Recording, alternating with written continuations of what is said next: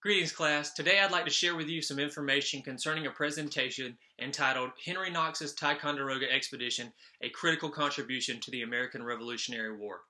This presentation is being designed for the North Carolina Sons of the American Revolution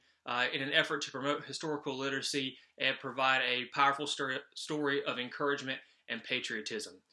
This presentation is outlined and divided into three main sections.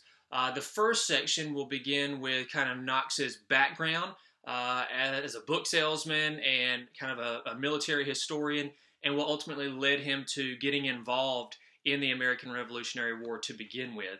The second part will focus really extensively on the actual Ticonderoga expedition itself, a plan that Knox developed, conceptualized, and carried out to bring some artillery that was at Fort Ticonderoga and carry it all the way to Boston to help George Washington and the fledgling American Continental Army that was entrenched there and was struggling mightily to fend off the British. And then finally, the last part will kind of divulge how Knox progressed through the military as a result of his efforts, the major contributions he gave, and ultimately his lasting legacy from the war as a whole.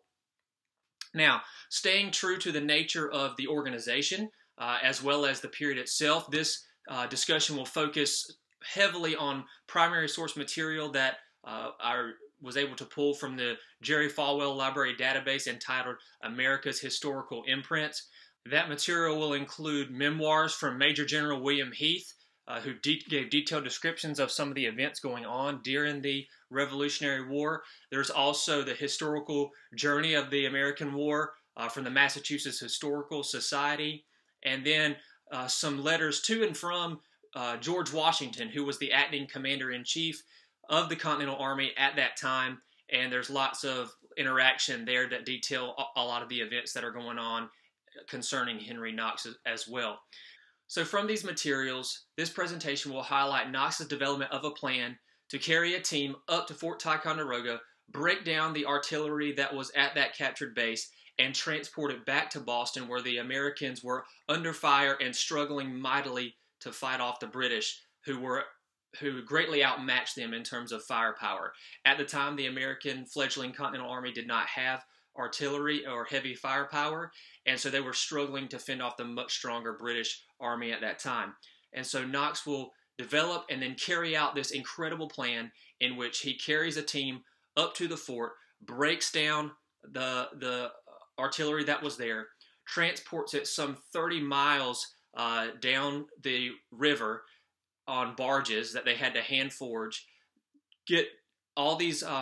sleds that they had to make as well to carry these through this rough, mountainous, and snowy terrain in the winter of 1775, and carry out this mission in roughly a month before they're able to get back to Washington and his men in Boston around January of 1776. And ultimately, the artillery was able to help the American army fend the British off and basically expel them from Boston around March of 1776. Knox would go on to be involved in several other aspects of the war,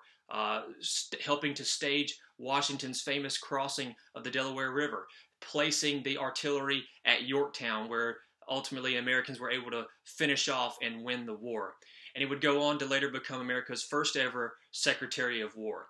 And so ultimately, the goal of this presentation is to